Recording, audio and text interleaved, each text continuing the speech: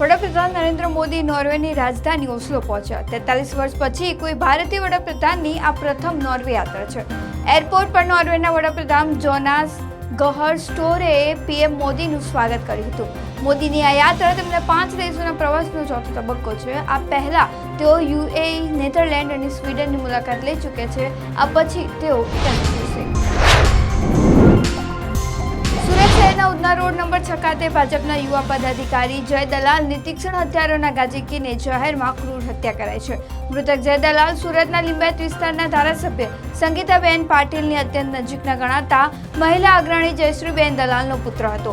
આ ઉપરાંત તે પોતે પણ ભાજપ સંગઠન સાથે સક્રિયપણે જોડાયેલો હતો અને ડિંડોલી વોર્ડ યુવા મોરચાના ઉપપ્રમુખ તરીકે પક્ષની જવાબદારી સંભાળતો હતો। રોષે ભરાયેલા પરિવારજનોએ હત્યારાઓને ફાંસીની સજા આપવાની માંગ કરી છે। કોંગ્રેસના નેતા વીડી સતીશ અને કેરળના મુખ્યમંત્રી પદના શપથ લીધા। રાજ્યપાલ આર્લેકર મુખ્યમંત્રી પછી તેમના મંત્રીમંડળના 20 મંત્રીઓને શપથ લેવડાવ્યા હતા।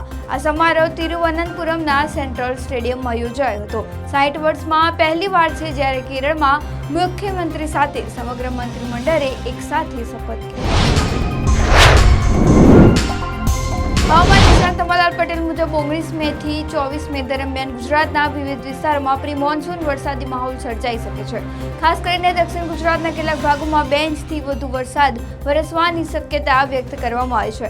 સાથે જ સૌરાષ્ટ્રથી લઈને મધ્ય ગુજરાત સુધી ગાજવીજ સાથે વરસાદ પડી શકે તેવી સંભાવના છે।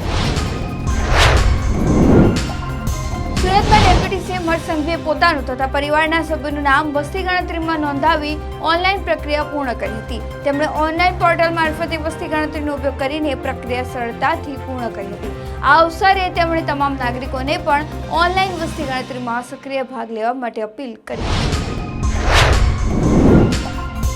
યુપીમાં બકરી ઈદના એક અઠવાડિયા પહેલા રસ્તા ઉપર નમાઝને લઈને સીએમ યોગીએ ચેતવણી આપી છે। લખનૌમાં સોમવારે એક કાર્યક્રમમાં તેમણે કહ્યું કે રસ્તા પર નમાઝ પઢવા દેવામાં આવશે નહીં। પ્રેમથી માનશે તો ઠીક છે, નહીં માને તો બીજી રીત અપનાવીશું। સીએમ યોગીએ કહ્યું, કાયદો બધા માટે સરખો છે, કોઈને પણ રસ્તો જામ કરવાની કે અવ્યવસ્થા ફેલાવવાની છૂટ આપવામાં નહીં આવે। જાણીતા સંત પ્રેમાનંદ મહારાજની તબિયત લથડી છે। હાલમાં તેમની તબિયત ગંભીર હોવાનું જાણવા મળ્યું છે। પ્રેમાનંદ મહારાજની નાદુરસ્ત તબિયતને કારણે તેમની રાત્રિ પદયાત્રા અનિશ્ચિત કાળ સુધી બંધ કરવામાં આવી છે। આ જાહેરાત બાદ મોટી સંખ્યામાં આવેલા ભક્તોમાં ચિંતા ફેલાઈ ગઈ હતી અને હાલ ભક્તો તેમના સ્વાસ્થ્ય માટે પ્રાર્થના કરી રહ્યા છે। 2026ની 63મી મેચમાં આજે સીએસકે અને એસઆરએચની ટીમ સામસામે ટકરાશે। આ મેચ ચેન્નઈના ચેપોક સ્ટેડિયમમાં રમાશે, પરંતુ બધાની નજર ભૂતપૂર્વ કેપ્ટન MS ધોની પર છે, કારણ કે આ તેમની છેલ્લી હોમ મેચ હોઈ શકે તેવી અટકળો તેજ બની છે। ભૂતપૂર્વ ખેલાડી સુરેશ રૈનાના ચેન્નઈમાં આગમનથી આ અટકળોને વધુ વેગ મળ્યો છે। આજની મેચ પ્લેઓફ સિવાયની ધોનીની વાપસીના કારણે પણ વધારે ચર્ચામાં છે।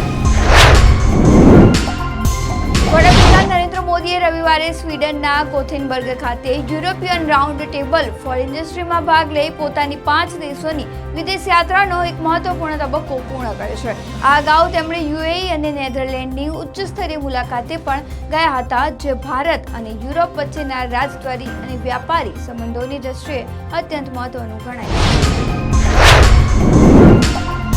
વડોદરા શહેરના આજવા રોડ પર રહેતા MSUના એક વિદ્યાર્થીએ પોતાના ઘરના 3જા માળે ગળા ફાંસો ખાઈ આપઘાત કરી લેતા ચકચાર મચી ગઈ છે।